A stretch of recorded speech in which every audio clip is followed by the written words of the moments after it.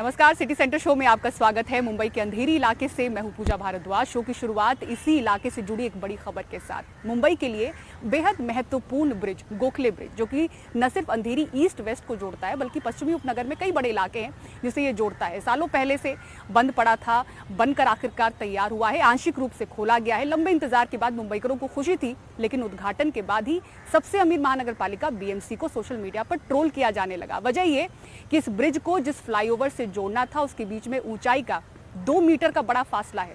Design में आखिर इतनी बड़ी गलती कैसे हो गई? ठीकरा बीएमसी ने रेलवे पर फोड़ा है, लेकिन अब विरोधी दल भी सवाल पूछ रहे हैं और खिल्ली उड़ा रहे हैं।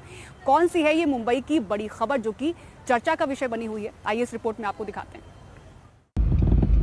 मुंबई का एक बेहद महत्वपूर्ण गोखले ब्रिज सोमवार को खुल गया, लेकिन गोखले ब्रिज से बर्फी वाला ब्रिज तक कैसे जाएंगे? दोनों के बीच 2 मीटर की ऊंचाई का अंतर रह गया। अब 90 करोड़ में बने इस ब्रिज को लेकर बीएमसी सबके निशाने पर है।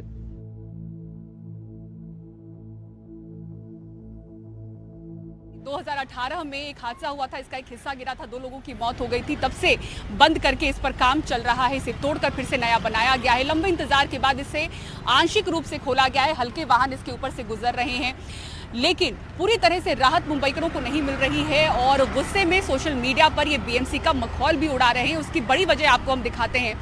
ये जो गोखले ब्रिज है, इसे सीडी बर्फी वाला फ्लाईओवर जो कि जुहू गली से ये आके यहाँ पर जुड़ती है, इसे जोड़ना था, लेकिन यहाँ पर कुछ इस तरह का डिजाइन बना है कि आप देखें इन दोनों के बीच में 2 मीटर का करीब का फासला है। और यहाँ पर बीएमसी की खिल्ली उड़ रही है कि किस तरह का इसका डिजाइन बनाया गया कि फ्लाईओवर से ये जो गोखले ब्रिज है वो करीब 1.5 से 2 मीटर की ऊंचाई पर है। तो ये जो मिस अलाइनमेंट है, इसको लेकर बीएमसी पर खूब सवाल उठ रहे हैं। बीएमसी का जवाब ये आया है, चूंकि ये रेलवे लाइन के ऊपर है तो यहाँ पर रेलवे की तरफ से जो नई पॉलिसी है, नियमतः 2 मीटर की ऊंचाई पर अब नए कंस्ट्रक्शन होने चाहिए। अब चूंकि ये बर्फी वाला फ्लाईओवर पहले से यहाँ पर बना हुआ था, गोखले ब्रिज तोड़कर वापस से बना है, तो ये 2 मीटर की ऊंचाई पर तो बना, लेकिन जो फ्लाईओवर से इसे जोड़ना था वो मिसमैच यहाँ पर कैसे हो गया, मिस अलाइनमेंट कैसे हो गया, इस पर सवाल उठ रहे हैं। तो इस पर अब कहना है बीएमसी का कि इस साल के अंत तक इसे जोड़ने का काम हो या पूरी तरीके से ब्रिज को खोलने का काम हो, वो दिसंबर इस साल तक हो जाएगा।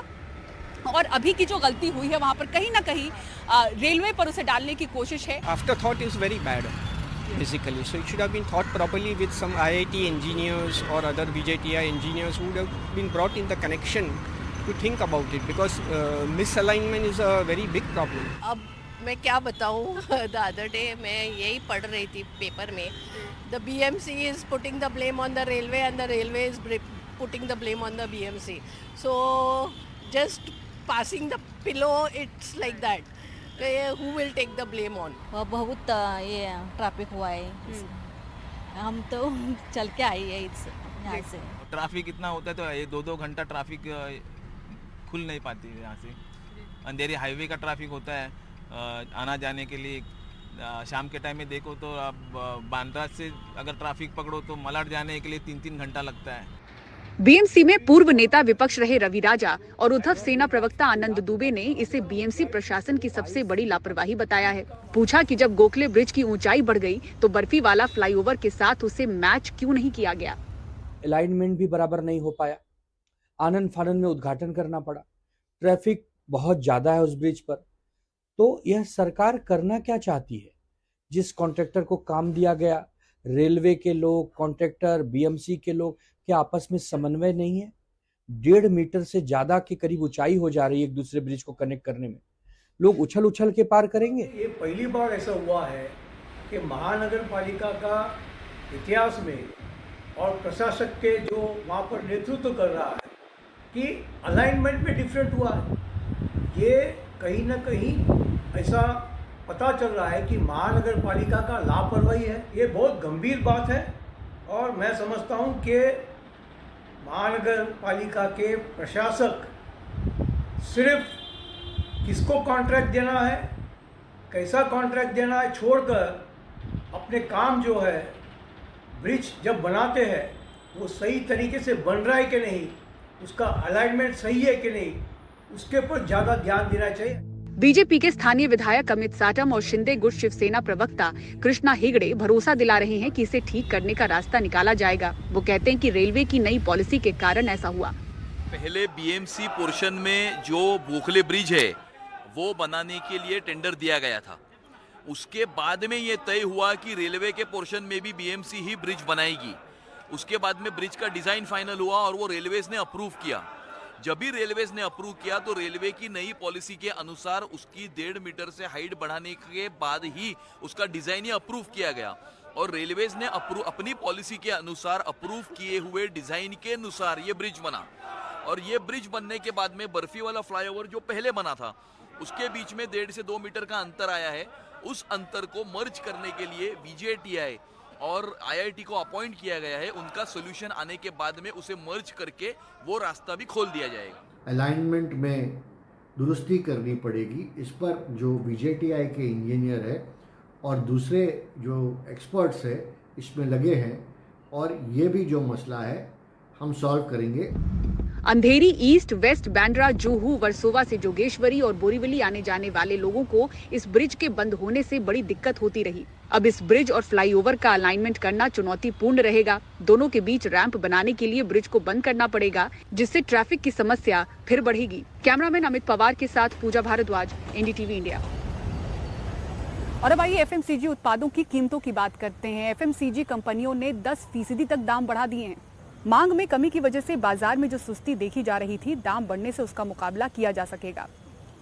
टूथपेस्ट 10% तक महंगे हुए। पेप्सोडेंट और कोलगेट 2 से 10% तक महंगे हुए। डाबर का 200 ग्राम का मिसवाक 8% तक महंगा हुआ। मेरिको के कुछ उत्पाद भी 11% तक महंगे हुए। नेस्ले के कुछ उत्पाद भी 9% तक बढ़े। डिटर्जेंट भी 2 से 4% तक महंगे हुए। सिर्फ साबुन, खाद्य तेल, बिस्कुट महंगे नहीं हुए। चाय, कॉफी और टूथपेस्ट, शैम्पू ये सब हाल फिलहाल महंगा हो गया है। FMCG कंपनियों ने अपनी कीमतों में 10% तक का इजाफा कर दिया है, जिसमें टूथपेस्ट की कीमतों में सबसे ज़्यादा बढ़ोतरी हुई है। HUL ने अपने टूथपेस्ट ब्रांड पेप्सोडेंट की कीमतों में 2 से 10% तक की बढ़ोतरी की है।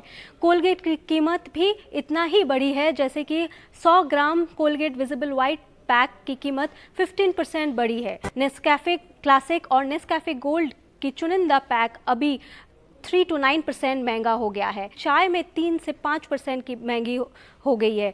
जैसे टाटा टी गोल्ड ने कुछ पैक्स की कीमत 3 to 5% बढ़ाया है। शैम्पू भी महंगा हुआ है, जैसे हेड एंड शोल्डर की कीमत 4 to 6% बढ़ी है। पैंटेन की कुछ पैक्स की कीमत 5 to 13% बढ़ी है। डिटर्जेंट में भी रिन और सर्फ एक्सेल क्विक वॉश और एरियल कंप्लीट की कीमतों में 2 से 4% की बढ़ोतरी देखी गई है। जानकार बताते हैं कि अभी प्राइसेस और भी बढ़ सकती है। जाहिर है ये कॉमन कंज्यूमर्स की जेब पर भारी पड़ेगा।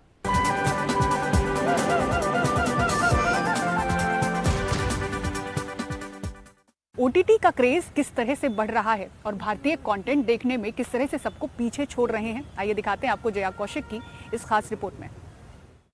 और अब हम बात करेंगे किस तरह से OTT यानी ओवर द टॉप का खुमार लोगों में बढ़ता चला जा रहा है। यही नहीं, OTT जैसे कि Netflix, Amazon Prime, Disney Hotstar, Sony LIV, इन पर कंटेंट देखने के मामले में भारतीय काफी आगे नजर आ रहे हैं।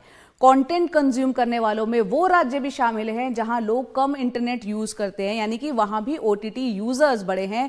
लोगों में किस कदर OTT का क्रेज बढ़ा है, आपको एक रिपोर्ट के जरिए यहां पर कुछ आंकड़े देते हैं, आपको काफी रोचक जानकारी लगेगी। आपको बता दें कि देश में 82 करोड़ एक्टिव इंटरनेट के यूजर्स हैं इस वक्त। 70 करोड़ से ज्यादा जो है OTT के जो 70 करोड़ से ज़्यादा सर्विसेज का इस्तेमाल करने वाले लोग बताए जा रहे हैं, यानी OTT को वो देख रहे हैं। इंटरनेट इन इंडिया रिपोर्ट 2023 की जो आई है उसमें इस बात का खुलासा हुआ है। और इसकी एक बहुत बड़ी वजह ये भी है कि घर घर में हम देख रहे हैं स्मार्ट टीवी हो गए हैं, स्मार्ट स्पीकर हैं, इसके अलावा फायर स्टिक्स हैं, ये सारे विकल्प मौजूद हैं। क्रोम कास्ट की सुविधा है, ब्लू रे है, जिसके कारण यूजर्स जो है वो बढ़ गए हैं। एक और आंकड़ा आपको बताते हैं कि 2021 से 23 के बीच यानी कि 2 साल में तेजी से हम देख रहे हैं कि OTT का इस्तेमाल करने वालों की संख्या जो है वो बढ़ती चली गई है। OTT सर्विस इस्तेमाल में 58% की बढ़ोतरी हुई है। छोटी मोटी नहीं, काफी बड़ी ये बढ़ोतरी हुई है, 58%। और एक जो स्टडी की गई है, आपको बता दें ये आंकड़ा कैसे निकला है, 90,000 से ज्यादा जो घर हैं उन पर ये पूरी स्टडी की गई है, जिसमें ये आंकड़े निकलकर सामने आए हैं। नॉर्मल टीवी के मुकाबले जो इंटरनेट डिवाइसेस हैं उनका ज़्यादा प्रयोग हो रहा है और इंटरनेट के ज़रिए वीडियो कंटेंट तक ज़्यादा से ज़्यादा पहुंच होती चली जा रही है। और ये मामला सिर्फ ऐसा नहीं है कि शहरी भारत की हम बात कर रहे हैं, ग्रामीण भारत में भी इसका क्रेज़ बढ़ा है और इसका इस्तेमाल बढ़ा है।